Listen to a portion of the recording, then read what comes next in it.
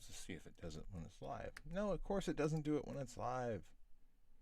Of course it doesn't, because that would make sense. Oh well. My head's all cut off. Gotta like lift that up and hey, hey, hey. How you doing? Chris Courtney here, New Pragmatic. Just making sure everything's up and running today. I got the wacky waving inflatable hands. Doing a little bit of a new OBS setup today, so I do apologize if there are any hiccups. But I am going to get this underway. I've got a meeting that starts right at the top of the hour, and wanted to get this in because I know some of you have turned in work today. Let's get this rolling. Welcome back. Chris Courtney here, New Pragmatics. Time for the feedback loop. Let's take a look at work we've got in here. New work from Ruby. Ruby's new to the program. Eddie is back, and Abraham has a question as well. So I'm going to go ahead and share my screen so we can get this underway.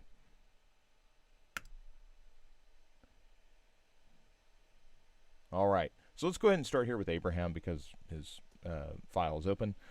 He's currently looking at what are the different states that are necessary here. This tab segmented selector is here, and he's got priority active. He's wondering what happens when hover occurs. And hover is interesting because there's not a corollary for that really in mobile. So this is where like press and hold comes in, and I don't consider moving the active state, like the orange. I don't think that should move prior to you selecting that and changing it to the active state. So in my opinion, if you did anything, I could see you on hover making these going bold like you have here, but the active state itself I see as the orange, and that shouldn't move until you select that tab. Okay, so if you want to use this secondary state you have here as the hover, I think that's fine. But this is no longer active to me when I'm looking at this. Right now what's active is the active tab, but that's clearly not the case because you have stated here that that's for the hover. So I would stay with this pattern. I would bring in, I think bolding is fine. I think that's a good solution here. You don't need it to if you do need something more, maybe you're using a gray in that space. Maybe you're putting a glow on it. Like there's some other form of solution there, but not moving that active orange over prior to selection. All right, let's look at Eddie real fast. Eddie was working on his type specimen yesterday, and we give IBM Plex as the example, and one of the big keys here for IBM Plex is that you have the guides. You have the guides showing you where the cap height is, where the ascending and descending lines are for the characters, the baseline, the X height. That's all very important. And Eddie has picked out some more fonts here. We have Tavira. I'm not great on pronouncing type names, to be completely honest with you. But what I will say is this is far more what we consider to be a humanist font. You can tell by the way the ink blots on the serif are made. This is not. It's kind of weird because it has elements of it that make it feel like really engineered. The squaring off of the ends of the characters, like where these serifs are, but then you've got these blots that feel very much like where the end of the pink, where like the ink pooled as the person was making the character. Obviously, nobody drew these in ink. At least this version that I see on screen, this isn't in ink. But it's kind of interesting how it has some very engineered aspects to it, and then in other areas, it has some very organic pieces to the puzzle. This obviously is very engineered. It's very geometric. This is Jost. Notice the difference in, like, there is virtually no ascender height difference on the first font, but on the second font, these go crazy high above the cap height. it bothers me a little bit how high the F goes above the cap height of the S. But that's one of the things I want you to be able to see by moving these lines around. It forces you to study, like, where are those boundaries. You can see here with this, I believe it's Livic. Um, the ascender height is far more in line with what I think you typically see. I do notice, like, there are these little wavy aspects to this that it's extending the character set, and to the point where, if this was an H, notice how that changes. Notice how that F changed because there was an ascender in the way, to where if it's just the G, and this is where ligatures come into play. There are customizations in the typography that are built in, so that when certain typography is next to one another, things change. I'm not sure that H would do much different there, but it's definitely in this overhang that you have a change. L will also do that. What's kind of interesting here is that there's certain ligatures where the F will combine into the L, and that's a really interesting character to see. But you typically only see that in serifs. So it's interesting that it changes here for the F and the G, but I put the L in there, and that other common ligature isn't there. So just something to be aware of. Not Wasn't on the test, but we got it because you selected this bit of typography, and I always think that that's interesting. This is a beautiful font, though. And again, I haven't come across this one before. I haven't seen other students submit it, but I just look at how clean it is, and it's pretty geometric, but it is definitely more vertical than Jost. As far as the actual character construction, it doesn't have the E is almost like a perfect circle over here. Here it is definitely a little more blunted toward the front. And then finally we go back to try wrong, and here you can see the difference. This is very engineered, like everything is at a point. The serifs are lopped off. There's not a serif really at the end of this. There are serifs on the bottom of the typography, but you can tell the difference between that. And what's interesting is how that changes for the italic. Like the italic brings back those humanist aspects where they are just completely gone. It's almost like those are two different fonts. And also the A opens up into a complete figure, where here it's really truncated, and you've got this almost, it's really like an open counter here, kind of like what you have on the E, but the letter form shifts entirely. Sometimes you'll see this shift on the G as well, between italic and regular. You don't have an example of that here, though.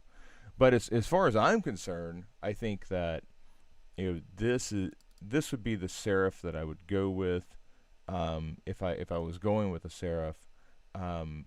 And I really like this Livic. So I think regardless of which direction you go, Eddie, you've actually elevated the type selections that you have. But now you have choices. Yesterday you didn't have choices, and that was the real key. So now we can begin talking about this. And the thing that I think you've done well here is, I think you've made a good attempt at applying type and kind of understanding how it should be used. Some of the sizes are really large, but that comes back to you're working with type for the first time. We're trying to get an understanding of where your understanding of typography is, and right now it's in a situation where, like this button's 30. Most buttons, they'd be lucky if they were 20 or 18. You won't see very many 30 buttons, particularly as like a promo. same thing here. Like this is a small element, and here it's interesting. Like the alignment. One of the easiest things in the world to do is just like make these things aligned. But why, why is Taco John here 40? This is 24 for closed next delivery. Pre-order is here at 24 as well, but centered. Restaurant is aligned to the right. It's clear you're reaching for answers here, okay? And I'm going to give you some more guidance there in your notes. The same thing here, though. Although I think that this is far closer because you've allowed the name of the place to step up while holding to the other elements relatively close. I think that like the usage of light versus regular here is too subtle. I would just simplify. I would simplify these. These should be the same weight, and then this pre-order. It's so big.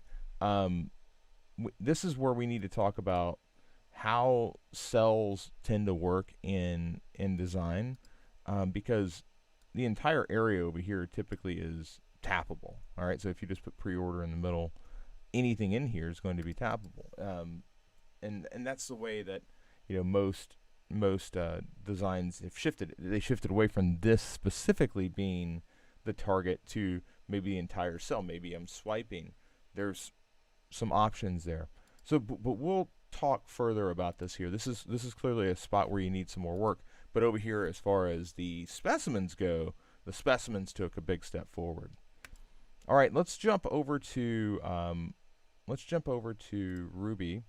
Ruby has done some work on her participate deck, and the thing we're looking for here is we're looking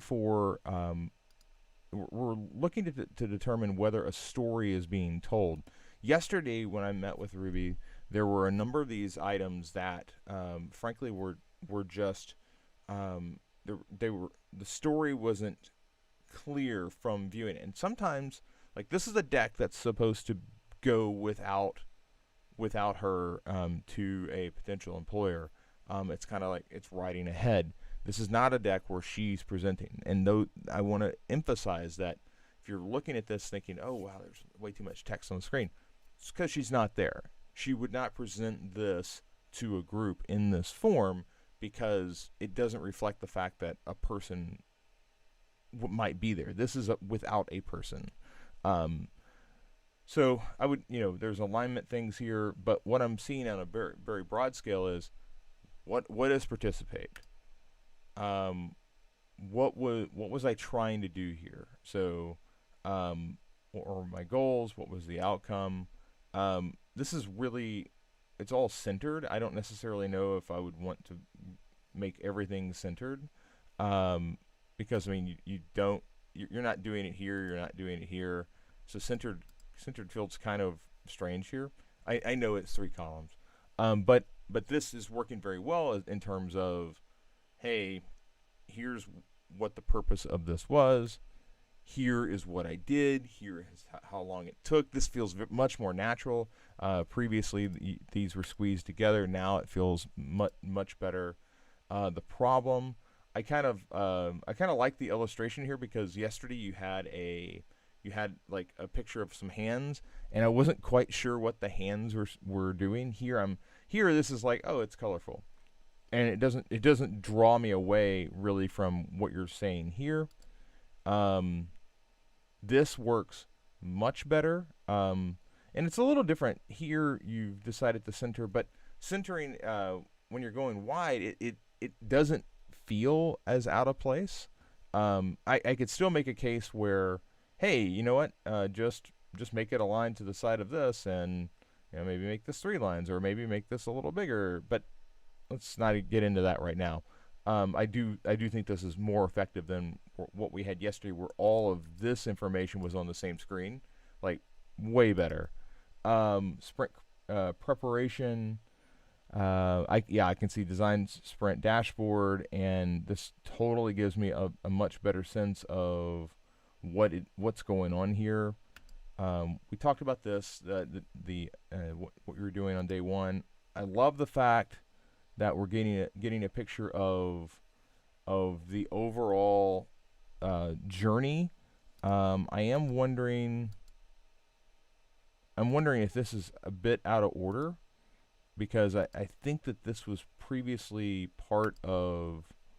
This was previously part of this slide is ahead of this slide, so I would maybe flip those, so that this leads into that.